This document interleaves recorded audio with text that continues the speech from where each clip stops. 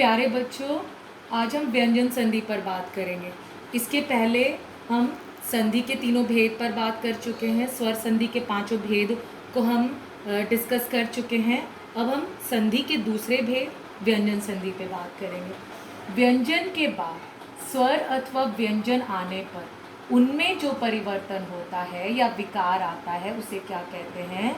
व्यंजन संधि कहते हैं। ठीक है, व्यंजन जो स्वरों की सहायता से बोले जाते हैं, जैसे क वर्ग, च वर्ग, ट वर्ग। ठीक है, उसके बाद स्वर अथवा व्यंजन आए और उनमें जो परिवर्तन होता है उसको हम व्यंजन संधि कहते हैं। जैसे जगत जमा ईश, जगदीश। यहाँ पर व्यंजन है, व्यंजन के बाद स्वर आया तो यहाँ पर द हो गया। अब हम इसके नियम और उदाहरण, इसके कुछ नियम हैं, हम एक एक करके देखेंगे। पहला नियम है, यदि वर्ग के पहले वर्ण, वर्ग क्या हो गया प्यारे बच्चों?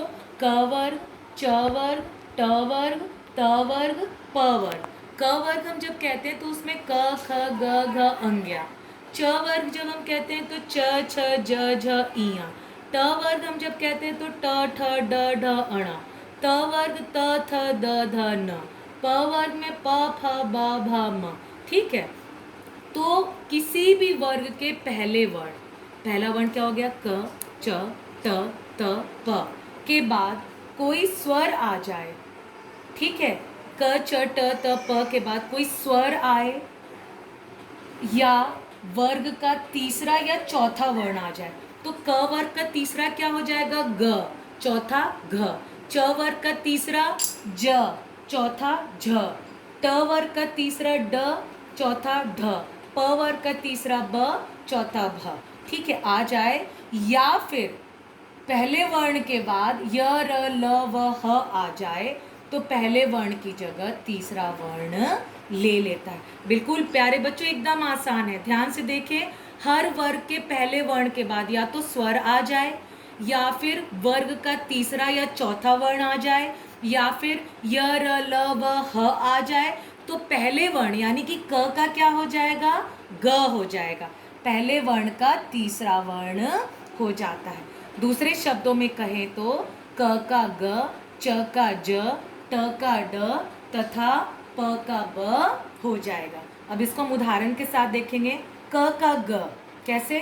वाक जमा ईश। वाक व्यंजन के बाद क्या आ रहा है? ईश। ई क्या है? स्वर है, तो क्या हो गया? ग बन गया, तीसरा वर्ण। क का तीसरा ग, वागीस। ठीक है, उसी के बाद दिक जमा गज, क और इसके बाद तीसरा वर्ण आया है तो क्या हो गया? तीसरा ग। ठीक है, अब ट का ड। ठीक है, सट जमा आनन, सट जमा आनन, सडानन। ट के बाद स्वर आया तो क्या हो गया? तीसरा, ट का तीसरा वर्ण ड। ठीक है, उसके बाद सट दर्शन, ट के बाद तीसरा वर्ण आया तो क्या हो गया? ड, सट दर्शन। अब हम देखेंगे त का द, सत जमा गति। त है, त का तीसरा, त के बाद ग आ रहा है। ठीक है, तीसरा या चौथा वर्ण तो क्या हो गया? सद गति। सत जमा आचार, सदाचार। व्यंजन के बाद स्वर आया तो तीसरा वर्ण सदाचार। ठीक है, ये इसका पहला नियम था। अब दूसरा नियम है, यदि वर्ग के पहले वर्ण, फिर से वर्ग, वर्ग क वर्ग, च वर्ग, ट वर्ग, त वर्ग, प वर्ग, पहले वर्ण क, च, ट, त, प के बाद न या म आ जाए। प्यारे बच्चों, हर वर्ग के पहले वर्ण के बाद न या म आ जाए तो क का अंग्य, च का इया, ट का अण, त का न तथा प का म हो जाता है। बिल्कुल बिल्कुल आसान है। क, च, ट, त, प के बाद न या म आए तो क का अंग्य, ठीक है, पांचवा वर्ण, च का इया पांचवा वर्ण, ट का अण पांचवा वर्ण, त का न पांचवा वर्ण तथा प का म हो जाता है। जैसे जगत जमानाथ, जगन्नाथ। ठीक है, यहाँ त है, उसके बाद न आया है तो त का क्या हो गया? पांचवा, त थ द ध न, न हो गया। चित जमा मैं, त के बाद क्या आया है, पांचवा वर्ण म, प फ ब भ म, तो चिन्ह में न, त थ द ध न, पांचवा। ठीक है। उत जमा मूलन, त है पहला वर्ण है, म है प का पांचवा वर्ण है, तो क्या हो गया, त का पांचवा वर्ण ण। ठीक है। सत जमा नारी, सत त है न, पांचवा वर्ण। यहाँ पे स्पष्ट है बिल्कुल कि क च ट त प के बाद न या म आए। यहाँ पर हम सब जगह देख रहे हैं, कहीं न है कहीं म है। सत के बाद न है तो क्या हुआ, त का पांचवा वर्ण त थ द ध न, सन्नारी। सत जमा नारी सन्नारी। उसी प्रकार सत के बाद म आया है, सत जमा मार्ग सन्मार्ग। सट जमा मुख सणमुख। ठीक है, बिल्कुल स्पष्ट है। क च ट त प के बाद न या म आ जाए तो क का अंग्या, च का इया, ट का ण, त का न, प का म हो जाता है। ठीक है, इसके बाद हम तीसरे पर विचार करेंगे। व्यंजन संधि का तीसरा नियम है, यदि त के बाद च, ज, ट, ड अथवा ल आ जाए तो त बाद वाले वर्ण के रूप में ढल जाता है या बाद वाले वर्ण के रूप में परिवर्तित हो जाता है। ठीक है। जैसे सत जमा जन सज्जन। यहाँ पर क्या है, त के बाद ज आया है तो क्या हो गया, जो त है वो ज में ही बदल गया, बाद वाले, ये बाद वाले वर्ण के रूप में ढल गया त। उत जमा ज्वल उज्ज्वल। उत जमा चरित्र उच्च चरित्र। सत जमा चित सचित। उत जमा डयन। यहाँ पे क्या है, त के बाद ड आया तो क्या हुआ, यह त भी ड में बदल गया, उड्डयन। तत जमा टीका। त के बाद ट आया तो क्या हुआ, त ट में बदल गया, टट्टिका। ठीक है। अब इसके बाद दूसरा नियम है, तीसरे में ही ख। त के बाद छ आए तो त का च हो जाता है। जैसे जगत जमा छाया जगत छाया। क्या हो गया, यहाँ त के बाद छ आया तो त का क्या हो गया, च हो गया। त का क्या हो गया, च हो गया। जगत जमा छाया जगत छाया। उत जमा छिन्न उच्छिन्न। त का छ। ठीक है। इसके बाद तीसरे नियम का तीसरा नियम है, त के बाद श आए तो दोनों के योग से छ बन जाता है, च छ संयुक्त। ठीक है, छ अच्छा बन जाता है। जैसे उत जमा श्वास उच्छ्वास।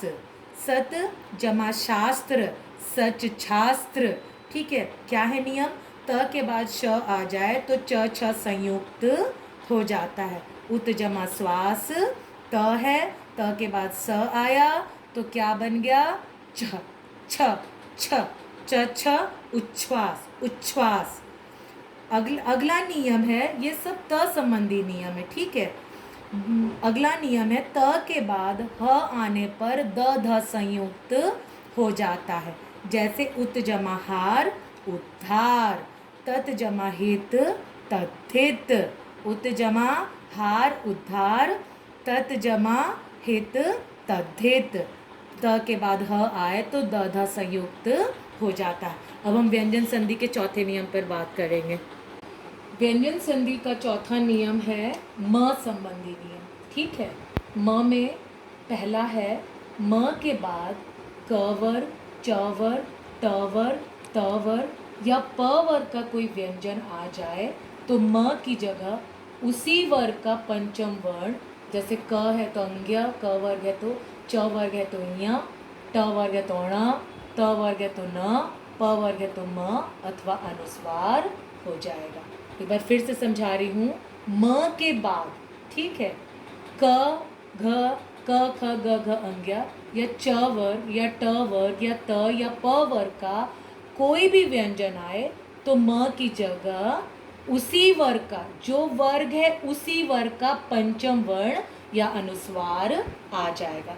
जैसे सम जमा तोष संतोष यहाँ म के बाद क्या है, त है, तो त का पांचवा वर्ण आधा न, ठीक है, इसको हम अनुस्वार के रूप में ऐसे भी लिख सकते हैं, ठीक है। म के बाद ज है, च वर्ग का है, तो यानी इया, ये च छ ज ज इया, संजय, इसको हम कैसे लिखेंगे, अनुस्वार के रूप में ऐसे भी लिख सकते हैं।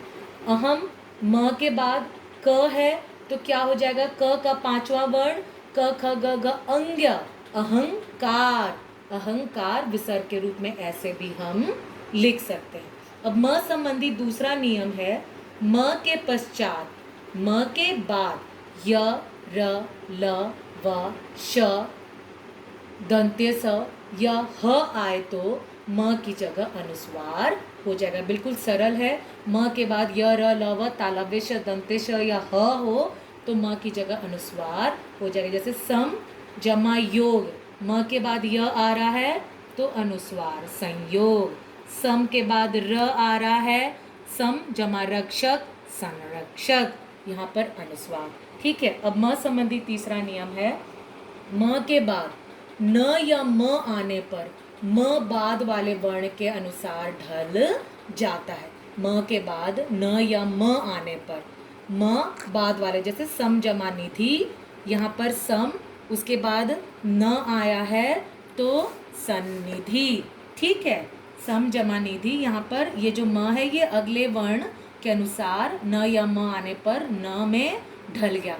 सम जमा मति, सम्मति, क्या हुआ, म इस म में, आधे म में ढल गया, सम्मति। यहाँ द्वित, द्वित यानी दो वर्ण, दो वर्णों की आवृत्ति, आधा न पूरा न, म, ठीक है। यहाँ अनुस्वार का प्रयोग नहीं हो सकता, ये ध्यान देने की बात है। अब व्यंजन संधि का पांचवा नियम है, न का अण में बदल जाना।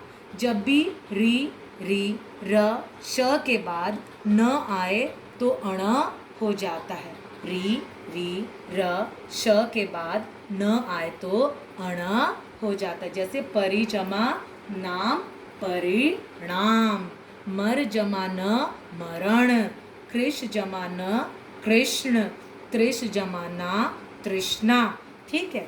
इसके बाद व्यंजन संधि का आखिरी नियम है, स का श, ठीक है, दंत्य स का मूर्धन्य स में तब्दील हो जाना, परिवर्तन हो जाना।